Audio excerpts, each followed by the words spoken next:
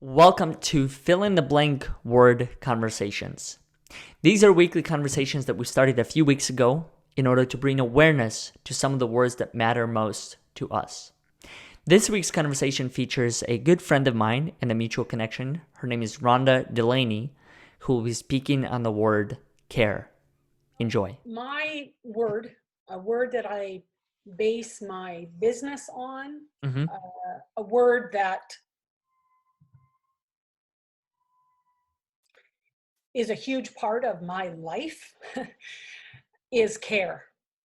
And Care. Okay. care. And I believe from the bottom of my heart that caring is every single person on the face of this earth. It's their superpower. It Mm. is, it's a choice. And it's very, very simple. And it's also why I believe that leadership is simple. You Mm-hmm. simply care. You care about every single human being that you come into contact with every single day. And if you focus on them and caring for them and their needs right then and there, whatever their situation is, whether it's on the job, away from the job, you're going to help them have a better day, and you're going to have a better day because they're having a better day. Mm. And I found three parts when it comes to the definition of the word care. Mm-hmm. And the first one is to have thought or regard for. So caring is an external. It's all about them. It's always been all about them. And I'm coming at this from a place of leadership, Mm-hmm. but it applies to everybody's life. Doesn't matter where in your life. When you choose to care more about somebody else than yourself, you're enriched. And when Mm. I say the word care, we're talking thought and regard. So you don't even have to be in their presence to think about them, right? To give them thought. Mm-hmm. You don't have to be in their presence to give regard or have regard for. You could be in a conversation with somebody else and expressing your regard for someone. And that is showing care because you are standing behind them, you're applauding them, you are advocating for them, right? That's Mm-hmm. all part of caring. The other part of the definition is to make provision for, right?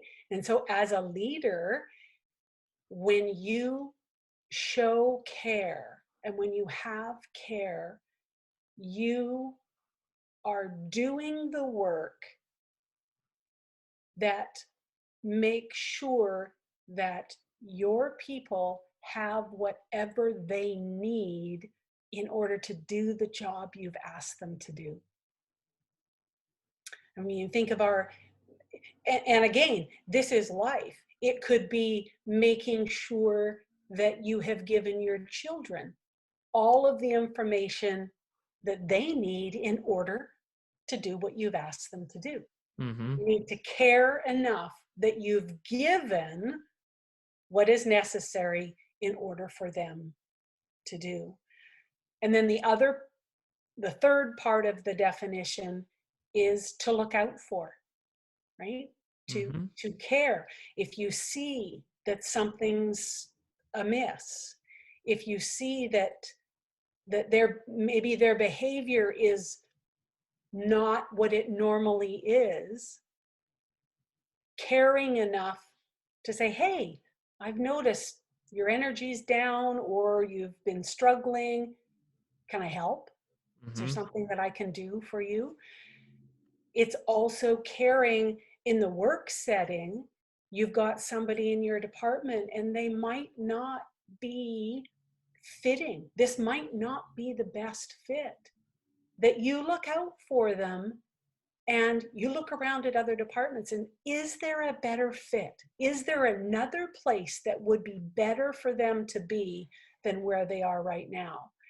It's also in that board meeting that you're in and something comes up and you put your hand up and say, you know what? I have the perfect person to look after this task.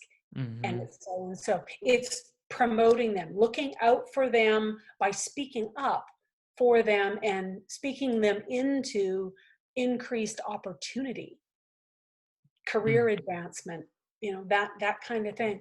And so that's why I go back to leadership is simple when you simply care about the human being that is in your charge, Mm. that's in your care. And that's your role as a leader. So that's why I love the word care. Rhonda, I love having these conversations with you for many different reasons. I think the first one is just how natural the dialogue happens on its own. And so part of what you were saying, there are a lot of things that resonated with me. I think one of the first things that comes to mind is this ability to care for another individual, right? I think the example that you brought up as far as raising your hand in a workplace or wherever it may be and saying, hey, I know of an individual, or even if the individual is sitting with you and saying, Mhm. hey, I think you are really gifted at this, and giving them an example of why you chose that, and helping that person recognize a skill or a hidden talent of theirs that they didn't even know they had. I think it's an aspect of caring that we can all do. And so I completely agree with you as far as this concept of leadership being simple, because it's something that we all have the ability to do. Yes. We don't have to be, I think oftentimes what we miss, in my opinion, is that we think that the only way to make an impact or have an influence is to have the same exact platform that Oprah does. Hmm. Well, that's not the only definition to it all, right? Our impact, our influence can be in our own way, within our own circle. And no Yeah. one's to tell you that you're not making an impact if you're only touching the lives of 5 people. You get to define that. You Hmm. are the only one that gets to determine that for yourself. And so I just really love that topic that you mentioned as far as caring and really choosing to stand up for other people at times where they may not have the confidence to stand up for their own strengths and their own abilities. Yeah. Choosing, again, this is my opinion, it's my Mm-hmm. perspective, it's how I have led in Mm-hmm. in corporate. Choosing to put them first, Mm-hmm.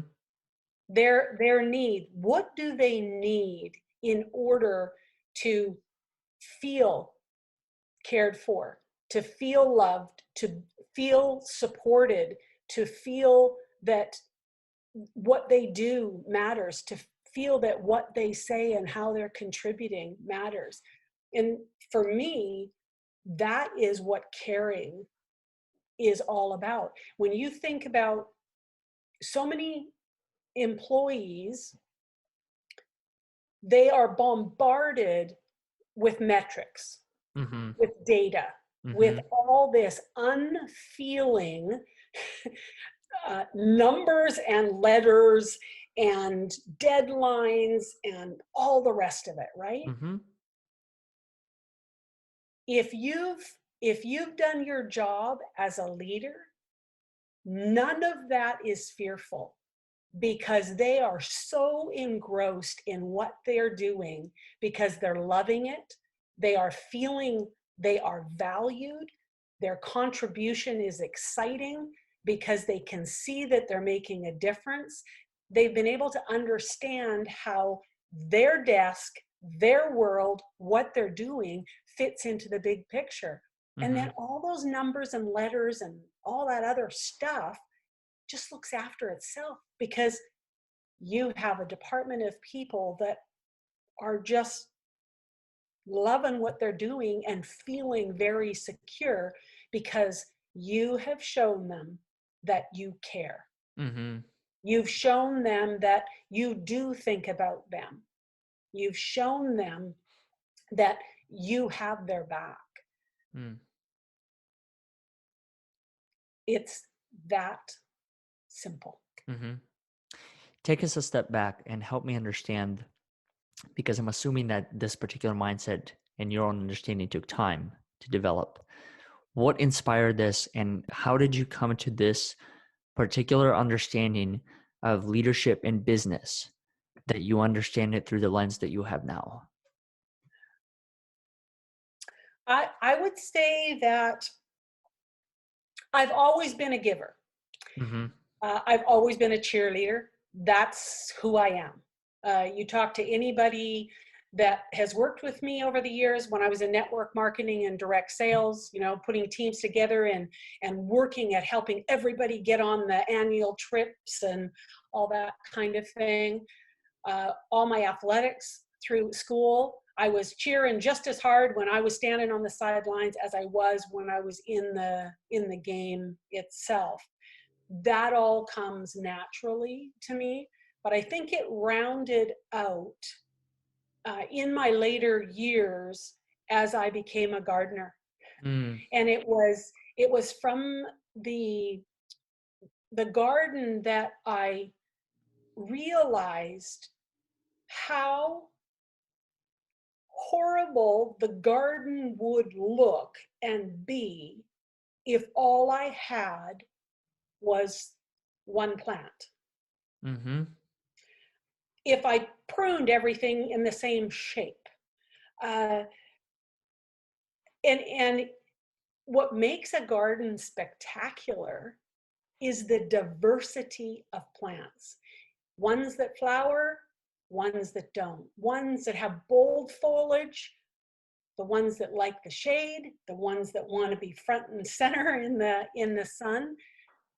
And as a gardener, you have to care differently for each plant because you have to care for their innate need.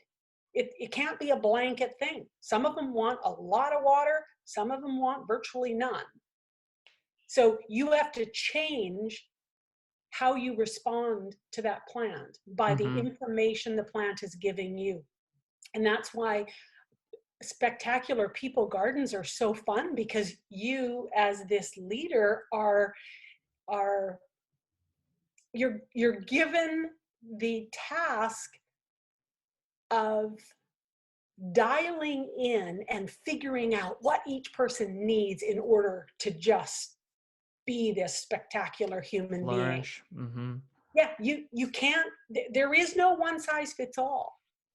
And I think a lot of times what happens in corporations is this is how we do it here, and everybody gets treated the same. You Mm-hmm. can't treat everybody the same because they are unique. I've got 3 gorgeous, beautiful daughters. And I tell you, if I presented information to all 3 of them the same way, there'd only be one of them that it would resonate. The other 2, not a chance. And I mean, you learn that as you're parenting children. I mean, they are so different, and yet they're ours. I mean, they have our Trev and I's combined genetics, right? You'd think, okay, they should be sort of similar, but they're so different.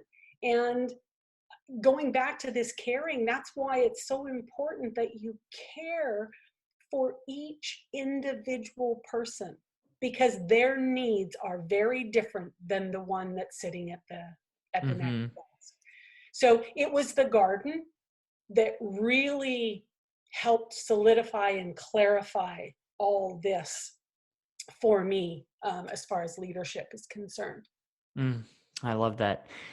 As someone who, I wouldn't say has gardened for that many years, but someone who was kind of brought up into that world, when I lived at the orphanage, one of the things that we had to do was take care of our garden. And we had this big garden that all 3 families had to go in and water and plant. And I can still remember memories of digging pathways between the beds, whether it was carrots or whatever else that we were putting in that or growing at that particular phase. But just the level of attention that each one of them requires. And you're right, it could be the same exact bed with 12 or 15 or however many seeds, but you could see the different levels of growth and how some may require more water, some require more sunlight, And I think it's the same exact thing for people. We try and create these systems and standards, but then after a while, we begin to understand that every single one of us is different. And so that the things that are required for that individual may be different, and that's okay. It's okay to Mhm. adjust as we go and learn through this process. Absolutely. Well, when you look at the part of the word care, the definition of to make provision for, Mm-hmm. that looks different for every person. Yeah.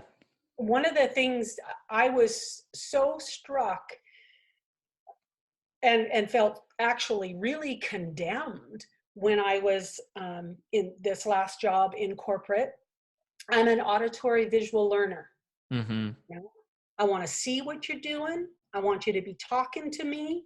And Mm-hmm. then it's like, okay, move aside, let me get in here and physically do. That's how I had designed the training for how I learned. Mm-hmm. I realized I've got people that all they want, give me the manual. I want to read every single word Mm-hmm. because that's how I learn. And I hadn't created anything for that style of learning. So I sucked at providing for that person. And I Mm-hmm. had 2 or 3 of them in my department that actually learned that way. And so I approached one of them and said, okay, this is your learning style. I'm sure if I had to come up with something, it would be really crummy because I wouldn't get as much detail as I know you want.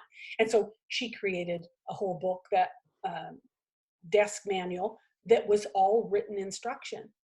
So we have to understand how our people need to be provided for. And the way to do that is by communicating with them, whether it's verbal or watching how they operate, seeing how they interact with other people, what they like about a new task that's being, implemented. Are they catching on really quick or not? Do I need to change how I'm presenting this information? Mm-hmm. So yeah, It's amazing. they just all need different, and different is okay, because in order to have this phenomenal people garden, you want different. You want different perspectives. It not only does it make it a fun place to be, it Mm-hmm. makes it an invigorating place to be, because you are learning so much, because people are bringing up different aspects of the same scenario and you never saw those before. Mm-hmm. So yeah, it's pretty cool. I love that.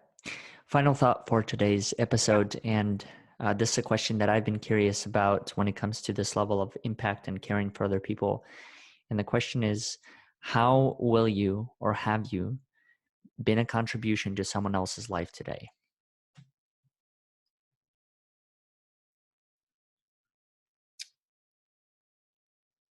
This day,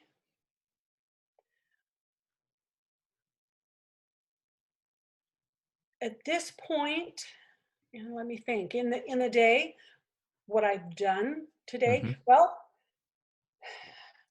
today I sent out an email to a guest on my podcast whose episode is going to launch Mm-hmm. next week.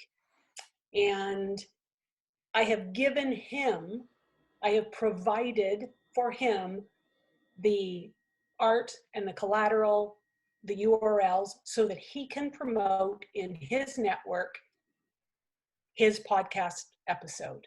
Mm-hmm. So for me, the thought and the regard, okay, he needs this, I need to make sure that gets done. I provided for, and I'm on the lookout for, because I need to support him. He gave me his time and his energy on my podcast. I need to make sure that I'm giving him everything that he needs in order for him to promote himself, because he has a business. He needs to get out Mm-hmm. there and be seen and heard. And so this is a way that I can show that I care about him as an individual and how he contributed and helped me out on my podcast by getting him the information that he needs. I love that. Rhonda, how do people find you, and how do people find the podcast that you spoke of? Well, they absolutely can go to my website. So it's rhondadelaney.com. That'll take you to the main page. But if you do the / podcast, that takes you to the podcast, and there is an embedded player on that page. So all the episodes are on there at this point. And I'm the People Gardener at Pinterest, LinkedIn, and Instagram. No, Pinterest, Instagram, and Facebook. And on LinkedIn, I'm at Rhonda Delaney. Amazing.